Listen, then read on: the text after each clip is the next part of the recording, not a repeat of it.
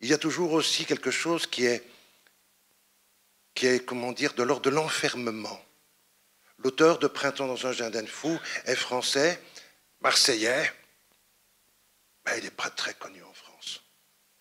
Parce que probablement il ne vient pas de Paris, parce qu'il n'a pas mis son chapeau pour passer à telles émissions de télévision. C'est un vrai grand poète, un grand auteur. Certains le connaissent peut-être. Combat de fauve tourné par l'ami avec Boringer, c'est de Henri-Frédéric Blanc. Il y a d'autres émissions qui ont été consacrées à la radio sur cet immense auteur. Et j'ai beaucoup de peine à vous le définir, parce qu'un auteur, on pourrait le dire, quelle est la fleur qu'il symbole, symboliquement. Alors on pourrait dire, si c'est une rose, je t'aime. Non, c'est pas Henri-Frédéric Blanc. Henri-Frédéric Blanc, c'est un coquelicot. Alors ça, c'est particulier. Un coquelicot, il ne faut pas le cueillir. Et ce spectacle, il ne faut pas le cueillir. Il faut tourner autour, le sentir, et puis il faut s'en aller. Nous allons vers la 300e. Et c'est pas fini. Et donc c'est magnifique aussi qu'on se retrouve ici, parce qu'après, ce sera le Québec. Après, je crois que ça va continuer. Et Alain Eloi n'est toujours pas fatigué. Je crois qu'on doit à ce spectacle aussi quelque chose qui est magnifique. C'est, comme toujours au théâtre d'ailleurs, c'est l'acteur. Et Alain, c'est une sorte de, je sais pas moi, de guépard, chat, non domptable, à croire quand même que je suis parvenu à le dompter quand même, mais avec encore une innocence d'un petit gamin de 7 ans.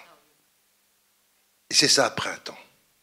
Alors, ce qui est magnifique, ce sera mon dernier mot pour ne pas être trop long, c'est que ce spectacle a cette particularité de questionner les choses peut-être les plus horribles de notre humanité.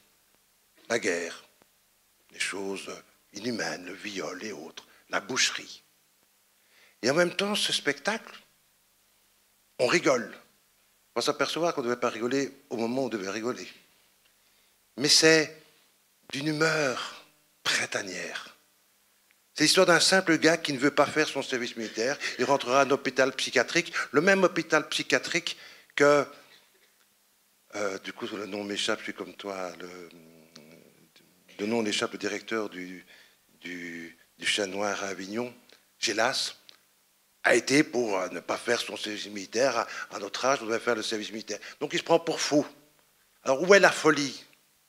Et tout le spectacle au début, les 2 premiers actes, c'est vraiment potache, c'est idiot. Souvent avec Alain, on se dit, heureusement qu'il n'a pas écrit comme ça les 4 actes, hein, parce qu'on n'aurait pas monté le spectacle. Et puis, c'est une intelligence hallucinante. Et donc, je veux dire, il y a une traduction derrière tout cela, derrière un jeu physique, acrobatique, mais aussi tout autant du corps, du physique, que de l'esprit. C'est bourré de philosophie. Et donc, le docteur en université décode l'ouvrier.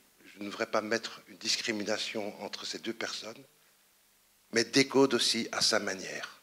C'est ce que j'adore dans le théâtre pour tous, dans cette ouverture à l'accessibilité et dans cette grande joie communicative d'humanité. Voilà ce que c'est que Printemps dans un jardin de fous.